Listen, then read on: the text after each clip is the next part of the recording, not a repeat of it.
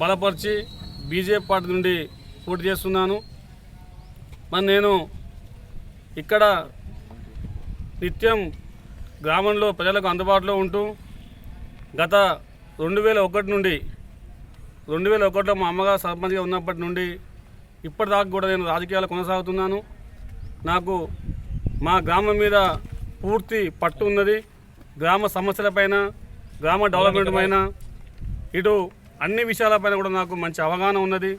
కాబట్టి నేను ఈరోజు ఈ గ్రామ సర్పంచ్గా గెలిచినట్టయితే ఇక్కడ రైతాంగానికి పిలాయిపల్లి కాలువ విషయంలో కావచ్చు, ఇటు మరి రోడ్ల విషయంలో కావచ్చు, వేరే మన స్థానికంగా ఉన్న సమస్యలపైన కూడా నాకు మంచి అవగాహన ఉన్నది.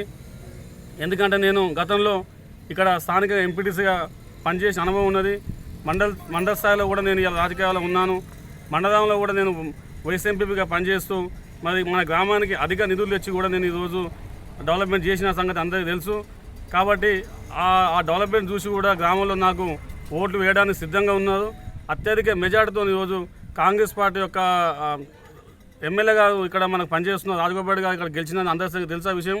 మరి రాజగోపాల్ గారు మాకు అండ ఉంది కాబట్టి మేము కంపల్సరీగా ఇక్కడ సర్పంచ్గా గెలిచి గ్రామంలో నిత్యం అందుబాటులో ఉంటూ పెద్దకొండూరులో ప్రతిరోజు మా ఇల్లు కూడా ఇక్కడ రోడ్డు పక్కనే ఉన్నది కాబట్టి మరి గత 18 సంవత్సరాల రాజకీయ అనుభవం ఉంది కాబట్టి నన్ను ప్రజలు ఆదరిస్తానని ఆశిస్తున్నాను.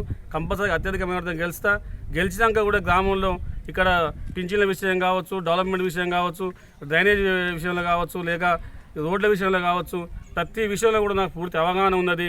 స్థానిక ప్రజలు కూడా కొంతమంది కంపల్సరీగా నన్ను గెలిపిన సిద్ధంగా ఉన్నారు.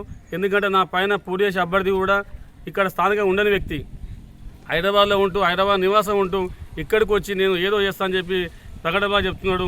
ప్రజలు నమ్మే పరిస్థితి లేదు. ఎందుకంటే నేను నా గురించి జనానికి పూర్తి తెలుసు. నేను ప్రతి నిత్యం అందుబాటులో ఉంటాను. కనీసం ముసోళ్ళకు కానీ ఎలాంటి విషయంలో కూడా ఎక్కడ స్థానిక సమస్య పైన పూర్తిగా అవగాహన చేసుకొని నేను ఈ గ్రామాన్ని ముందుకు తీసుకెళ్తానని కోరుతున్నాను. నా యొక్క గుర్తు ఉంగరం గుర్తు. మరి ఉంగరం గుర్తుపై అందరూ ఓటేసి అత్యధిక మేరతో గెలిపించాలి. దానితోడుగా మా ఫ్యానల్ కూడా మొత్తం అంత యువకులను మేము వార్డు మెంబర్స్ కూడా 8 మందిని యువకులను పెట్టినాము. అందరూ కూడా 1 నుంచి 8వ వార్డు వరకు పూర్తిగా మాకు 8 వార్డుకి 8 వార్డు గెలుచుకుంటూ సర్పంచ్ గెలుస్తామని నేను కోరుతున్నాను.